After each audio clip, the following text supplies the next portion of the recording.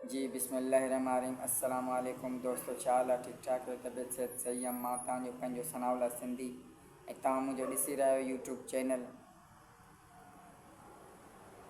काफ़ी ॾुख जहिड़ी ॻाल्हि आहे, काफ़ी अफ़सोस सां चवणो थो पवे त असांजी सिंध जो सिस्टम आख़िर एतिरो छो बिगड़ियल आहे।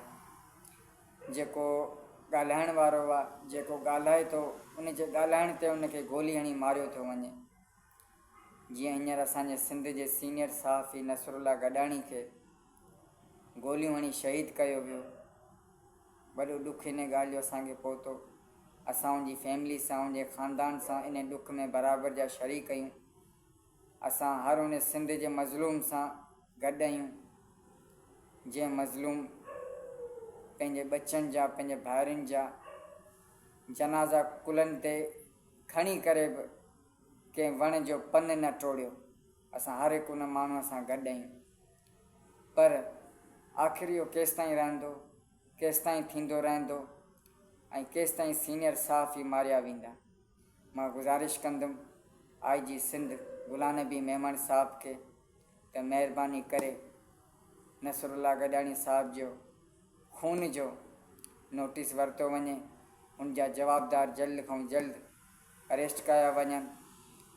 उन जे वालदेन खे, उनजी फैमिली खे इंसाफ़ ॾिनो वञे।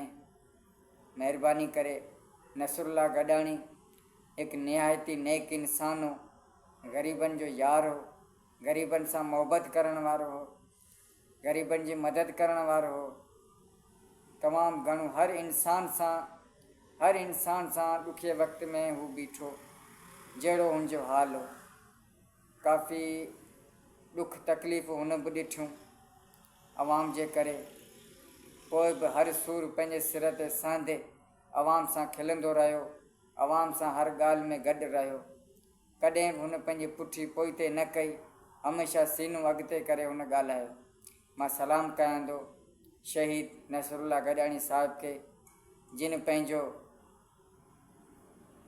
एतिरी वॾी इज़त कमाई, जहिड़े बि मोए खां पोइ पंहिंजी इज़त कमाए ठाहे वियो।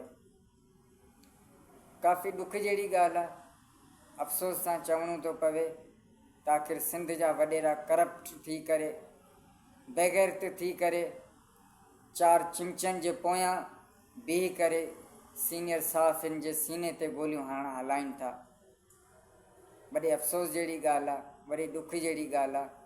मां गुज़ारिश कंदुमि महिरबानी करे जेके सिंध जा ताक़तवर गुज़रान आहिनि उन्हनि खे मां गुज़ारिश थो कयां, मां रिक्वेस्ट थो कयां त महिरबानी करे असांजे सीनियर सहाफ़ी भाउ नसरुल्ला गॾाणी जा क़ातिल गिरफ़्तार कया वञनि।